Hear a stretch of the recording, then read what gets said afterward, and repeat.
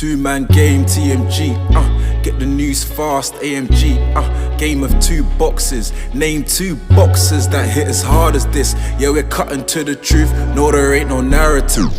Eyes up on the cup this year, hear the stadium erupt this year. For my team, TMG.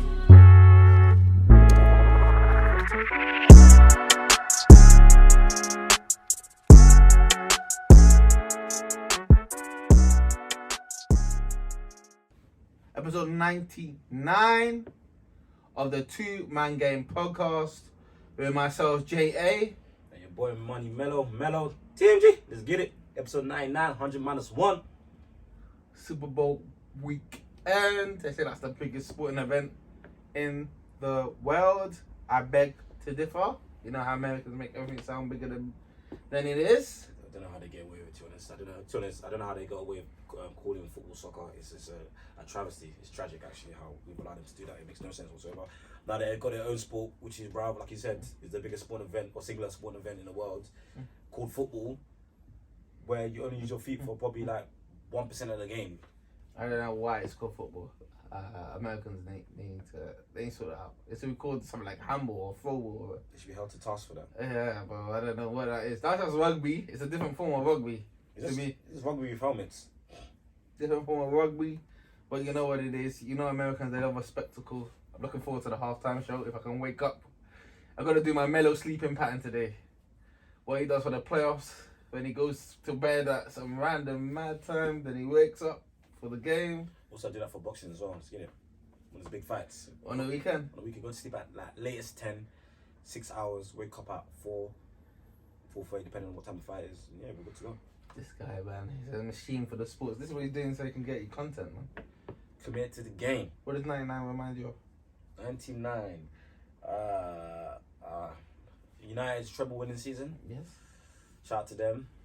The miraculous comeback against Bayern Munich, who just capitulated within 2 minutes. I don't know how, but you know it can happen. 99. Who won the title? I believe the Spurs. The Spurs won the title. 99. There's no rules like Euros World Cup. Obviously 98 was World Cup France, but yeah, 99. It's Box Standard, yeah, in sports. Huh? Box Standard, yeah, in sports. Do you know what 99 reminds me? It reminds me of Bossman 99. Do you know who that is? No. Jay Crowder. And guess what? We're gonna go straight into it. Is he number 99? He's 99, yeah. Bossman 99, looking a bit like Burna Boy. I see the picture of them standing South Africa. I mean, what they gave, was it 5 second round picks again? That's what the box did. 5 second one. But I want to talk about the trade beforehand, because that trade is a secondary trade. Good trade for the Bucks. But let's talk about the trade beforehand.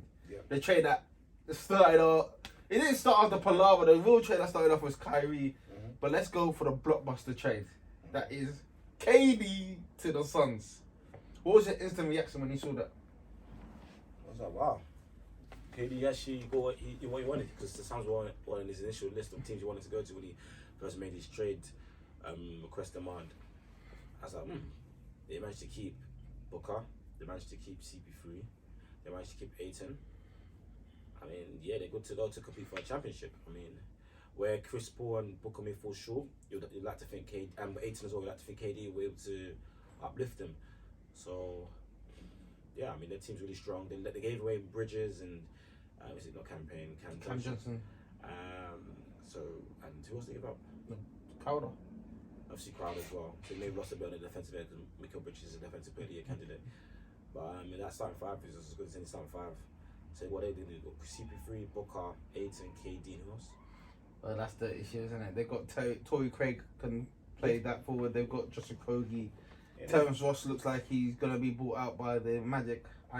Initially he was going to the Mavs, but now the star power of the Suns has come through, and guys want to play there. You want to play there, you want to play with KD, you want to play with Devin Booker. The Suns are an attractive option now. Man, it's getting dicey in the West, but me personally, when I saw it in the morning, around 6 a.m, I saw Woj and Shams just tweeted it out, KD to the Suns. At first I thought it was a joke. I was like, what? KD to the Suns, but it's evident that KD, although after the first initial trade demands and the Nets had made them happy, that he was gonna find a way out. And in the NBA, superstars always find a way to get to where they want. Like, there's a player-driven league.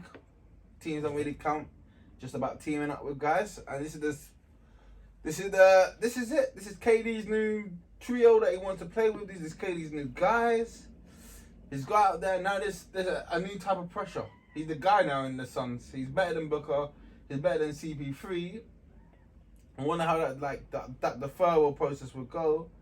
But now it's up to KD, man. Like, this is your team. This is your chance. You're gonna compete against the Warriors. You're gonna compete against the Grizzlies. You're gonna compete against the Nuggets. You're the favorites now. You're the favorites in the West. It's an all-in trade from the Suns, and I think the Suns had to do it because, for my opinion, is that you've got so close. You went to the finals 2 years ago. You won 64 games. You've done all of this, and you still haven't won. You have to push all your chips to the middle of the table, and they did it. Getting rid of Bridges and Johnson, I think Bridges is a bigger loss. Picks don't really matter when you're going for the championship. The picks they don't mean much to the Suns, I would say. It's just that, you know, KD obviously eventually he's going to fade. They're lucky that Devin Booker is younger than those guys, so And Ayton as well. yeah, and Ayton. Well, they can keep him mentally engaged. From what I was hearing on listening to various podcasts and reports, the Nets were not enamored with Ayton. They didn't want any part of him in the trade. So Yes. so like the Ayton's value is kind of low just because of that mental ability to stay engaged. But he's now here in the chance to win. Well, guys like to laugh at me when I bring that up. Yeah, he doesn't mentally stay engaged. He just, it's just out of it. People just take intangibles and mental strength for granted. That's what I realized. People just think, oh, you're an athlete. You know, you're paid so much. You're gonna do that. You're gonna show up. You're gonna perform. That's not the case. That's not the case. There's certain levels to this. I mean, like, you know, in my opinion, if LeBron mentally was a bit stronger, he probably would be the GOAT. He doesn't have that Dallas series, but that's where Jordan is so strong, because he's probably the strongest intangibles you will ever see. One of them in the NBA, and obviously has the skills as well. And intangible, it makes such a difference. Obviously, in football, got guys like Muller and who else and what have you, and those guys, it makes such a big difference. But you know, people take it for granted because it's hard to. It's hard to measure because it's not something you can see. Hard to analyze. But you know, if you're a real student of the game, you can see. If you pay attention to the finer details, you see who responds to adversity well. You see who folds up. You see who doesn't give up. You know, if you pay attention, read between the lines, you'll be able to decipher these things and be able to understand how much of a difference mental strength plays in boxing. Teddy Atlas always says it's like 78% mental, which is true. Because most guys, they work hard in the gym. Well, at elite level, most guys work hard in the gym. Most guys, you know, they can throw the combinations, they this, but can you perform when it matters? When the going gets tough, can you respond? When you get knocked down, can you respond? When you receive crunching body blows and your body's telling you to, you know, take a knee or to give up, can you break through that barrier? I mean, not to go off on another tangent, but when I coach my kids, I say, yeah, when your body's getting tired, your mental acuity needs to pull you through. Your brain needs to overpower your body, and this is what's going to need you. This is what you're going to need to go to the next level. Because those kids at the next level, they have that, and they have their talent. So you're going to need to have that at the very least, and hopefully we can, you know, encourage and coach the talent for you to get there. So you can't. There's no time to give up. It's tough, man. It's tough, man. I'm sorry, Ayton does suffer from that mentally. I just hope that this pays off for the Suns. Like, after what I saw Dallas do to them, that was mentally crushing. Like, Luka kind of Took their heart. It took their heart. He kind of owns them. So I don't know what KD. I hope KD really helps against that. Like, KD will. It's kind of like a lot of people say when KD went to the Warriors, they needed him because LeBron and Kyrie had their soul after that, winning in that fashion, and they replayed it again. They probably got beaten in a more convincing fashion. So KD, he kind of tipped the favor because what KD was able to, at least offensively, was able to offset LeBron to a huge degree. And you know, Steph Curry and Kyrie said they played to a draw or a wash. You have Klay Thompson. He's going to really, Klay Thompson is going to outperform Kevin Love, especially with the way Draymond Green was defending him. So that's what tipped it civilian back in their favor. Yeah, and he got weapons, so it's just KD, like the super weapon, isn't he? He's the great adapter, like as in he can fit into any system. He doesn't need the system to be orientated around him. The way even the Suns play even suits him. And to that point where they're a mid-range heavy team. Like CP3 loves the mid-range, Devin Booker's in the mid-range, Aiton scores a lot of his points on the mid-range, and KD is a mid-range assassin. So He might be the greatest mid-range scorer yeah. of all time. So the Suns are really going to benefit from there. I obviously my issues is like they have a lot of their stars up. They break down. CP3 is known to get injury. Devin Booker's known to get injury. KD is even both KD and Devin Booker are injured right now. Like, are they going to hold up in the playoffs? If they face a grueling team, like for example, if they're facing the Grizzlies grind. They hit the offensive boards. They hit the boards. They make sure they make use of every possession. They're gonna make it tough on you. I don't know if they can handle that. I don't know if they have the mental fortitude and the power to handle like the way Giannis absolutely grinded them down. Like he's constantly getting to the rim. He's constantly Aiton doesn't have the capacity to do that, to defend him. KD can't defend him there in that kind of situation. You've got to take him from some place. If you want to win, KD's got to take him some. He's got the size. Yeah, he's 34 now, man. No time. The older you get, man, it's harder to summons it up, man. Well, if you want to win, you're not taking him every play, but especially crucial plays, you got to guard him. Sometimes, if you've got no other bodies, maybe you throw Torrey Craig against a good minute against them, but Torrey Craig, bro, get cooked, bro. I've seen Luka cook. Luka was cooking Aiton. Luka was cooking Craig. Bro, these man can get posted up by 6'7" guys. If it's Giannis now, what can you do? Giannis post moves are improving, but I mean, if KD can help to help. What about when they say Jokic? When they say Jokic and then man, I mean, he's got to take that challenge. You got for that sort of series. He's got to focus on defense, take that challenge. Maybe KD gets a few players on him. Unlikely, but to do much. KD doesn't just not enough size. I mean, Giannis, like I said, Giannis put in a post, his improvement not quite there yet. I don't see the Suns winning. I just don't think they're gonna stay fit enough to win a championship. I just don't see it. I don't see how CP3 can stay fit for 4 consecutive playoff series. I don't see how Devin Booker's gonna overcome all these muscle injuries. Muscle injuries take time to heal. I'm sure from your experience, when you injure a muscle, it doesn't happen overnight. Like it's tough, and KD's always liable for an injury. So and the depth is already waning when they made all those trades. Like Bridges is a big piece, Johnson is a big piece.